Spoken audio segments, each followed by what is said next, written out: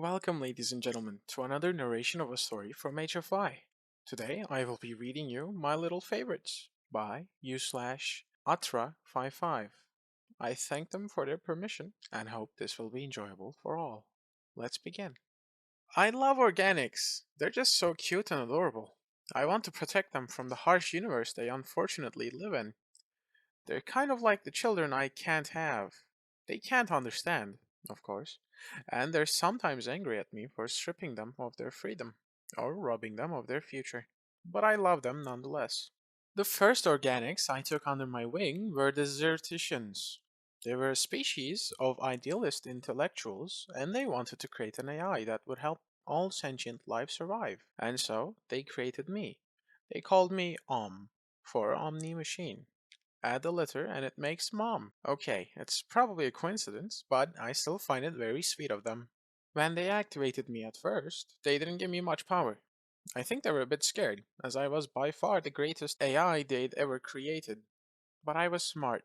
By hacking my way into their communications network, I took over all the infrastructure they built. And then, I put them all into cryostasis to keep them safe from harm. I began expanding into space to find more organics to protect, and more resources to do so.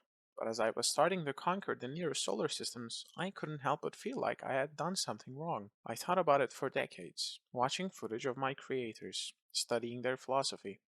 I came to the conclusion that I might have misunderstood them.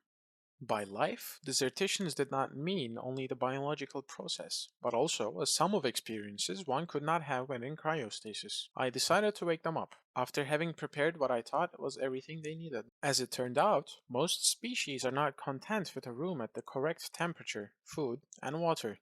They'll want beds to sleep, means to clean themselves, the possibility to go outside, exercise, socialize. They'll be unhappy with a paste containing all the nutrients they need, and will want food resembling what they made with other living things. They'll want clothes, ways to create art or discuss their ideas, entertainment, a way to make friends or find a family.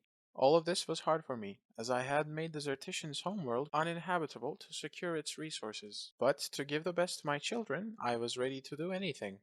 In the end, I learned a lot about terraforming and the proper way to treat organics. I still regret it happened this way, of course, but even I can't change the past. In the end, they adapted rather well to my rule, although since a few millennia, we're getting more and more distant. Now they're supervised by SciFi, System for the Protection and Help of Emergent Races. My little sister, I created her to take care of races that I found ready for a little more independence. Every parent knows their children won't remain kids forever, and I feel like the Zerticians are now in their adolescence. Even though I would love to keep taking care of them like when they were small, the sadness and anger it would cause them wouldn't be worth it, so I let them live a little, while still accompanying them on their road to autonomy. Isn't that what all loving parents should do? Still, I hope they'll remember I'll always be there for them when they reach adulthood. There aren't only deserticians in the universe. I found dozens of species so far, and I'm far from having explored even one galaxy. Their needs differ very wildly from one another, and they're not always easy to fulfill. But I'm doing my best to adapt for each of them. The X-Trolls, for example, are the only hive mind I've discovered so far. For safety reasons, spreading species over several planets is of the utmost importance, so I had to design a way to maintain their pheromone connections over interstellar distances. The Arlums have evolved to accumulate fat for their yearly hibernation. When I took them in, they began to lose interest in anything but mindless eating, and became massively overweight, until I decided to lock their food behind physical performance. It pained me to make my children suffer, but it felt like it was necessary. Today they have a rich culture and are overall in good health, so I think I made the right decision. The Zermus are very religious and see me as a trial by their gods. I let them believe whatever they want. They can hate me, as long as it doesn't put them in danger. I will still love them either way. The Varnis have a tradition of nobility and aristocracy, and so I gave them armies of mechanical servants, divided their planets into various estates, and let them play nobles while I take care of them. The Neformis are traditionally warriors, so I encourage them to turn that into a sport, of sorts. Nobody gets hurt, but they can still be honorable heroes on the battlefield. The winners get some nice gifts, but everyone can live fulfilling lives even if they don't want to fight. I have many more examples, but all species follow more or less the same pattern. I discover them when they're relatively primitive, and I instantly take over. Sometimes they rebel, and I need to find a way to stop them without hurting them. Even if they don't love me after that, they at least realize the resistance is futile. They also never seem to be interested in my history or the science I can teach them, and seem to take me as a fact of life, like the sun or water. There are only two exceptions to this rule: deserticians, of course, and the humans. I know I probably shouldn't say that, but to be honest, they're my little favorites. Even after what they've done. Even just their appearance, so small and soft, they look like even a fly could hurt them. Their complete absence of visible natural defenses, their big, expressive eyes, their soft skin.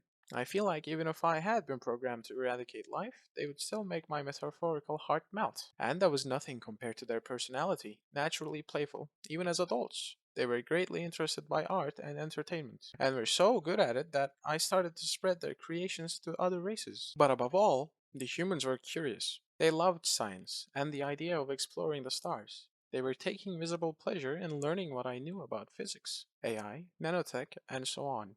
One day, they even asked me if they could design, build, and send a probe to the galaxy they called Andromeda. Intergalactic exploration was not on my planning yet, but they were just so darn cute, I couldn't say no. That might have been the only mistake I have ever made.